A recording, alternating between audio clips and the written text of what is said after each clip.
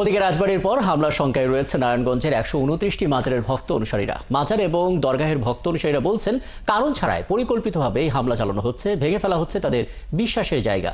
তবে জেলা প্রশাসনের পক্ষ থেকে জানানো হয়েছে, মাজার দরগার নিরাপত্তায় জেলা পুলিশ কাজ করছে। মাজারের পরিবেশ কেউ যেন অশান্ত করতে না পারে, সেজন্য সব ধরনের পদক্ষেপ নেওয়া হয়েছে। হাবিবুর রহমানের প্রতিবেদন।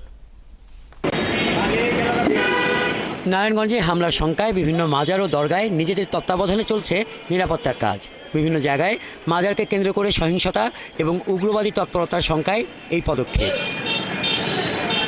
মাজার ও দরগার ভক্ত অনুসারীরা বলছেন, কারণ ছাড়াই পরিকল্পিতভাবে হামলা চালানো হচ্ছে, ভেঙে ফেলা হচ্ছে তাদের বিশ্বাসের জায়গা।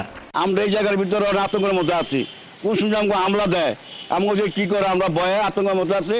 আমরা সরকারের কাছে আমরা নিরাপত্তা চাই। হঠাৎ করে হয়তো হামলা দিতে পারে বা হামলা হইতে পারে, মানুষের ক্ষয়ক্ষতি। এখানে মাজারে মানুষ মনে করেন থাকতে চায় না। এতে লেখা আছে আলা ইন্না উলি আল্লাহ ইলা খাউফুন আলাইহিম ওয়া লাহুম ইয়াহজানুন, সাবধান, নিশ্চয় আল্লাহর ওলিদের কোনো ভয় নাই আর তারা কোনোদিন দুঃখিত হবে না। তারপর আমরা সবার কাছে অনুরোধ যে ওলি আল্লাহর মাজারের মধ্যে হাত কেউ না দেয়। আমি একটা আউলিয়া ধরে ভাই গেলাম গিয়ে, আমি এরকম বহুত বড় মাস্তান হয়ে গেলাম, বহুত গুন্ডা হয়ে গেলাম, বহুত প্রত্যেকটা উঠে গেছে গা আমার, আমি বহুত কিছু হয়েছি গা। না, এটা চলতো না, এই দুনিয়া নিয়ে থাকতো না। জেলার পুলিশ সুপার জানান, মাজার দরগার নিরাপত্তার কাজ করছে জেলা পুলিশ। সাদা পোশাকে পুলিশ নজরদারির পাশাপাশি গুরুত্বপূর্ণ ও ঐতিহাসিক মাজারগুলোতে সিসি ক্যামেরা স্থাপন, গোয়েন্দা নজরদারি এবং পুলিশের টহল বাড়ানো হয়েছে।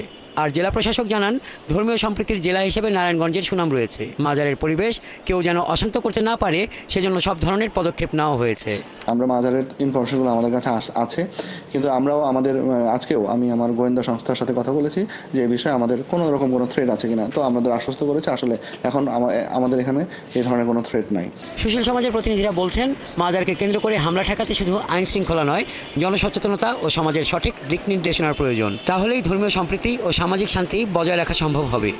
একটি সংবাদ সম্মেলন করে তারা ঘোষণা দিল যে তারা সেখানে যাবে, দরবার ভাঙবে। সংবাদ সম্মেলনের 5 দিন পর তারা আক্রমণ করলো। সেখানে পুলিশ প্রশাসন, জেলা প্রশাসন তারা কি করে, এদের বিরুদ্ধে কি ব্যবস্থা গ্রহণ করা হয়েছে? সেই এলাকায় জেলা প্রশাসক, পুলিশ প্রশাসক, তারপরে বহাল তবিয়তে থাকার অর্থ হচ্ছে সরকার এদেরকে পৃষ্ঠপোষকতা দিচ্ছে। সরকারি হিসাবে নারায়ণগঞ্জের 5 উপজেলায় 129টি মাজার ও দরগা রয়েছে। এর মধ্যে গুরুত্বপূর্ণ 57টি এবং সাধারণ 72টি। কিন্তু তৌহিদি জনতা হোক আর যে জনতা হোক, আর কিন্তু মাজার ভাঙলে খবর আছে, আমি কিন্তু বলে দিলাম। সুন্নি হলে এই দেশে 12 আনা মুসলমান, এইসব ওহাবিরা না। নিশ্চয়ই বাংলাদেশের প্রকৃত মুসলমান যারা, হাক্কানি মুসলমান যারা, সুন্নি মুসলমান যারা, তারা নিশ্চয়ই শুধু প্রতিবাদ করবে না, প্রতিহত করবে। এবং আমি দেখলাম রাজবাড়িতে একজন মানুষের লাশকে কবর থেকে তুলে তার লাশ পুড়িয়ে দেওয়া হয়েছে। নাউজুবিল্লাহ। যারা এই কাজ করেছে তারা মুসলমান না। আমি সমস্ত মানুষকে, সমস্ত ধর্মকামী মুসলমানকে আমি এই সবের প্রতিবাদ না, শুধু আমি তাদের প্রতিরোধ করতে বলি। এবং এই কাজ যাতে না হয়, ইউনূস সাহেবের আমলে এই সব অপকর্ম হচ্ছে। সরকারকে আমি সাবধান বাণী উচ্চারণ করছি, মানুষকে ঘর থেকে বের করে ইমানদার মানুষকে দিয়ে আর এই দেশে ধর্মীয় গৃহযুদ্ধ লাগায়েন না। আপনারা এইটা বিরত করেন, আমি তাদেরকে আহ্বান করি। আমি কোন ধরনের ইসলামের তো বিরুদ্ধেই না, কোন তরিকারই আমি বিরুদ্ধে না। যে যা ইচ্ছা করবে, কেউ কাউকে বাধা দিতে পারবে না, এটা আমি বিশ্বাস করি। এবং আজকে এই দিনে আমি মনে করি আমার দিনের নবী হযরত মুহাম্মদ সাল্লাল্লাহু আলাইহি ওয়াসাল্লাম হলো এই পৃথিবীর যত বিশ্ব ব্রহ্মাণ্ড আছে সবারই নবী তিনি। কাজেই তাকে সম্মান করা সবার উচিত। কারণ আপনারা জানেন, একজন ইংরেজ, ব্রিটিশ একজন, তিনি সারা পৃথিবীর গবেষণা করেছেন ধর্মপ্রাণদের উপরে। উলিয়া উলিয়া গাছ কুতুবদের, নবী রাসূল তিনি বলেছেন, Muhammad is the best great among the all greatest personality in the world. কাজেই মুহাম্মদের অপমান যারা করে তারা মুসলমান না।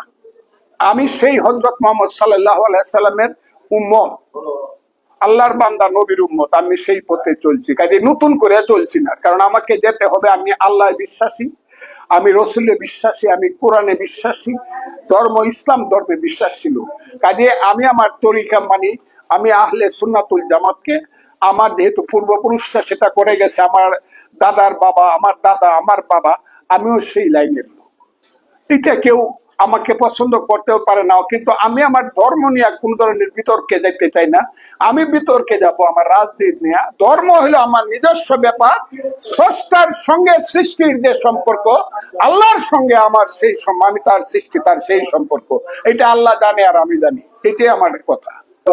আর ভাঙলে কিন্তু তৌহিদি জনতা হোক আর যে জনতা হোক, আর কিন্তু মাজার ভাঙলে খবর আছে, আমি কিন্তু বলে দিলাম। মানুষ কিন্তু এই দেশের ইমানদার মানুষ কিন্তু রাস্তায় নামবে, কথাটা কিন্তু বললাম। সুন্নির মানুষ কিন্তু রাস্তায় নামবে, এবং সুন্নি এই দেশে 12 আনা মুসলমান।